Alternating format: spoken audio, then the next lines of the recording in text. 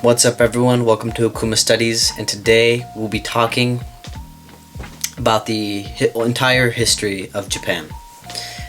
You might ask yourself, E-Man, why are you talking about the history of Japan? You're a watch channel, but first and foremost, I'm a horology channel, and for us to understand Japanese watchmaking better, it's good for us to kind of have a foundation of Japanese history, because horology ultimately is just a reflection of the time that that it's occurring in. So without further ado, let's get started. So in the very early years of Japan, this is more than a few thousand years ago, it was inhabited by what we would kind of call nowadays Indigenous Japanese people. What that means is basically the people who were there first. What happened was, mainland China, Korea, people from all different places start to immigrate to Japan, and they kind of, fuse together, and obviously, boom, we have the Chinese people, or you have Japanese people. If you're interested in what those kind of people, maybe what their cultures were like, how they lived, what they looked like, go look at the most northern part of Japan. I think it's called Hokkaido, that island, but if you look on a map, it's the very northern part of Japan. That's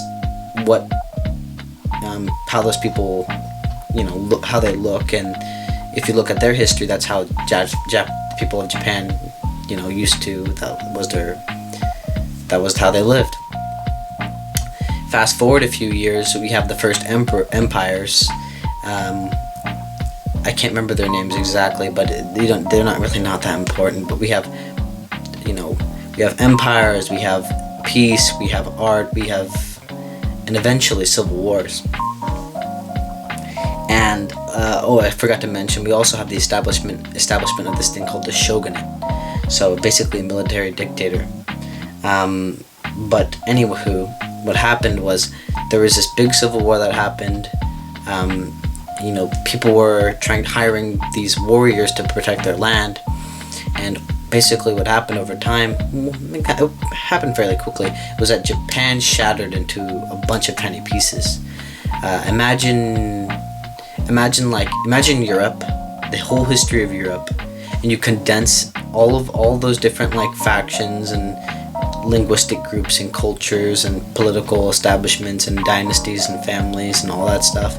You condense all of that, then you put it into an island the size of the UK, and that's how I would describe the Sengoku Jidai era of Japan. So during this time period, technological advancement in Japan just kind of slows down to a halt. During this time period, Japan gets its first introduction from Westerners, the Portuguese, the Dutch. I think mainly those two, maybe the British, I don't really think so.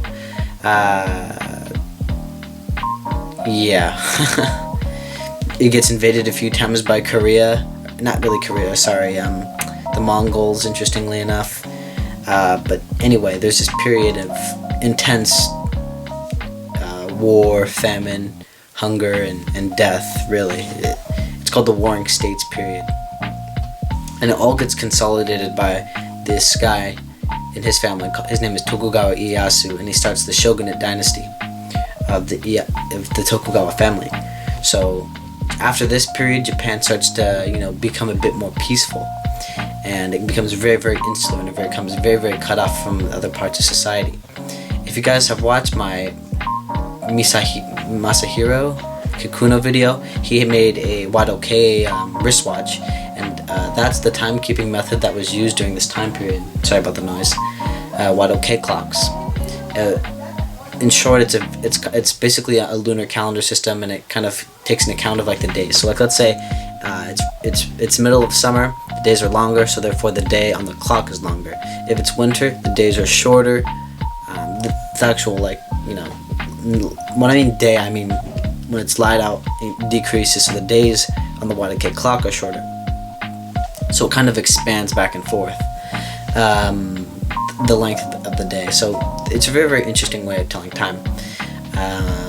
But Japan starts to becomes insular and becomes very, very, very xenophobic during this time period. But it's just Japan's just doing its own thing, and then it all changes one day when America shows up with 2 big battleships and basically forced the Japanese to open up their doors to the West, and it really, really shatters the stability within Japan at this time. I can't remember the era name, so sorry about that. So as this is happening, this is happening, and a lot of different people in Japan have different ways to look at it. Some think that they should modernize. Some people think that they're modernizing too quickly. Some people think, you know what, we're not even going to say modernize, we're going to say westernize. Some are thinking that we're going to westernize really, really quickly. We should westernize fast. We should westernize slowly. We're losing our culture. And basically it's all accumulated in this civil war, and between clans supporting the emperor and clans supporting the shogunate. And the shogunate lost, and the new an empire came in, and I believe this time period after that civil war is called the Meiji Restoration, and Japan westernizes super duper duper duper quickly.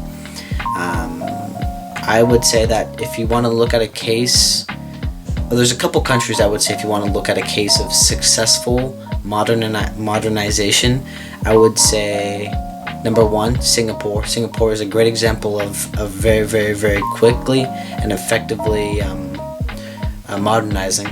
I'd say Japan, I'd say South Korea, and I also would probably say maybe there's some other countries I would throw in there, but really these guys did it really, really well, those 3 countries. Anyway, let's get back to Japan. In this Meiji Restoration era, Japan adopts the Western clock system, you know, the 212s, you know, the hands and all that. They start importing clocks from the West. Schools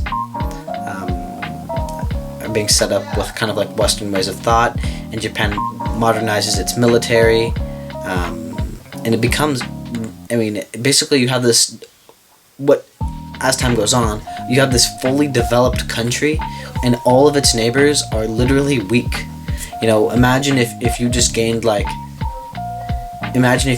40 pounds of just muscle mass, and you walk into your office and you're like, okay, what's happening? You know what I mean? You're buff, you're ripped. You know, everyone else is still the same size, so, you know, you have a lot more weight than them. And Japan starts to kind of get this idea, okay, well, we're so damn powerful. I mean, why don't we start conquering our neighbors? Why don't we build an empire of Japan, a true empire of Japan? And Japan, you know, it starts small. You know, it fights with these guys here, fights with Russia a little bit. It takes over Korea. You know, it fights with China a little bit, and you know, it takes over Taiwan. It started to expand its sphere of influence, and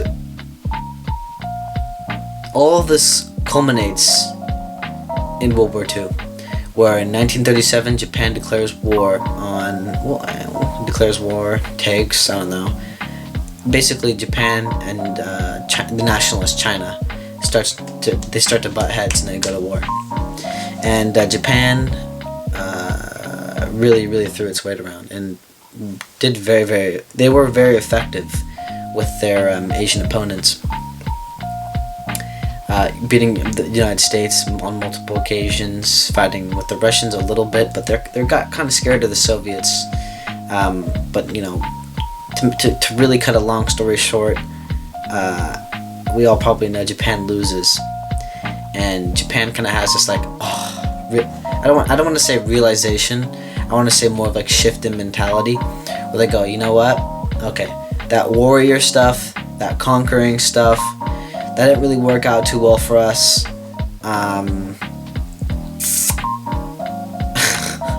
Let's chill out for a while.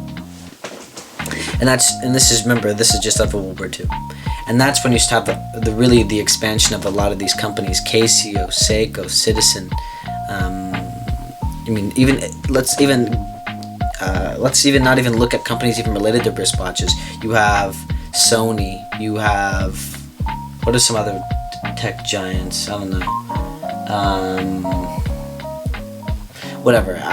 You have, I don't know, just camera companies. I mean, what else is one? Canon. Is Canon Japanese? I don't know, but you basically have all of these. I think Canon Japanese. Yeah. You have all of these companies being like birthed, and there's this huge expansion in the Japanese economy. They turned that martial spirit into kind of economic prowess after World War II. They rebuilt their country very quickly, but at that same time, they always kind of felt this. I don't even know. I'm not Japanese, so I don't really know how they feel about it. But from the outside looking in, I'd kind of say either A, regret, B, I mean, I don't even know if it's regret. They just lost. They just lost, and I think it really reeled them real quick. Anyways, Japan's economy expands crazy during like the 70s, 80s, even some parts of the 90s. But then in the 90s they crash, and they have this aging population problem, and their culture is not really good at making babies. But to cut a very, very long story short, Japan nowadays is just doing its thing. I think it's the third largest economy in the world, maybe fourth. It's up there, definitely top 5. So that's my brief history of Japan. And next time we'll take a look at Citizen. I'm going to look at developing a new format for the Citizen video. I am currently writing out a storyboard. We'll see how you guys like the video. Anyways, thank you for watching. Leave a comment, about what you think about the history of Japan. Did I miss something? Obviously I did. So please fill me in and the other viewers. Did you like the video? Give it a thumbs up. Anyway, once again, thank you very, very much for watching. Akuma out.